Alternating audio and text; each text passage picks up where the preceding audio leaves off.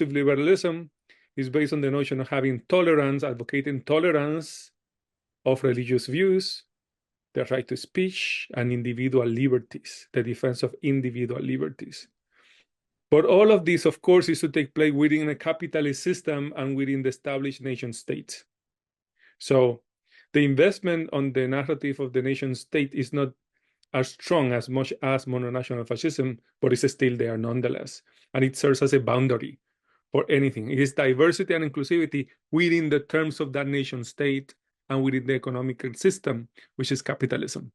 So then you have the notion of diversity in corporations, diversity in government. So it's all to make, let's say, a rainbow capitalist nation where individuals are seen, people are seen as primarily individuals, each one with the liberties to be protected. But the questions about how that nation state came into being, right, how those borders were constituted, about the dispossession of subjects who were minoritized, were not natural minorities, they were minoritized in the process of creation of this nation. All of these questions that involve collectives and not purely individuals, that involve collective history, are completely erased, right? Are completely erased. If they are recognized at all, is mainly as symbolic gestures. Sometimes in politically, in moments that are strategically useful for those that are making those gestures. Like a few days ago, I believe that Biden, President Biden, was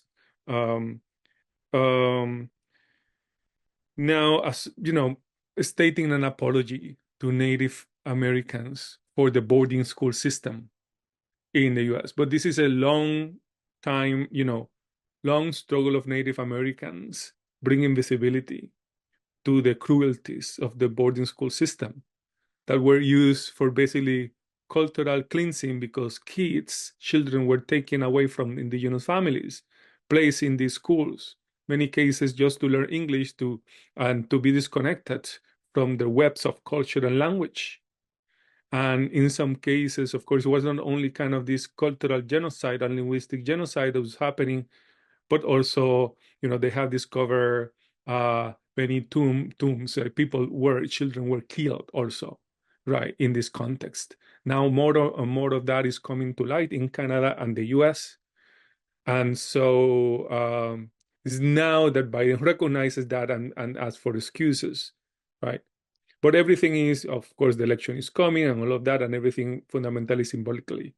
So that is diverse and inclusive liberalism, right? There is symbolic recognition of a number of issues, but the substantial questions about responsibility and reparations for historical harms, major historical harms, are put on the side and neutralized by a logic that purely recognizes the individual.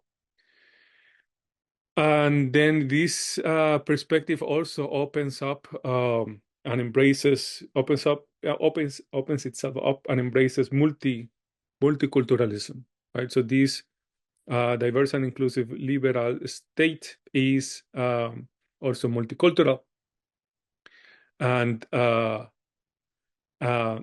within the established political, economic, and knowledge systems. But again, what cannot happen is something that challenges the framework within where people are being included. The notion of inclusion always presupposes that someone is including someone else, right? It's a very convenient narrative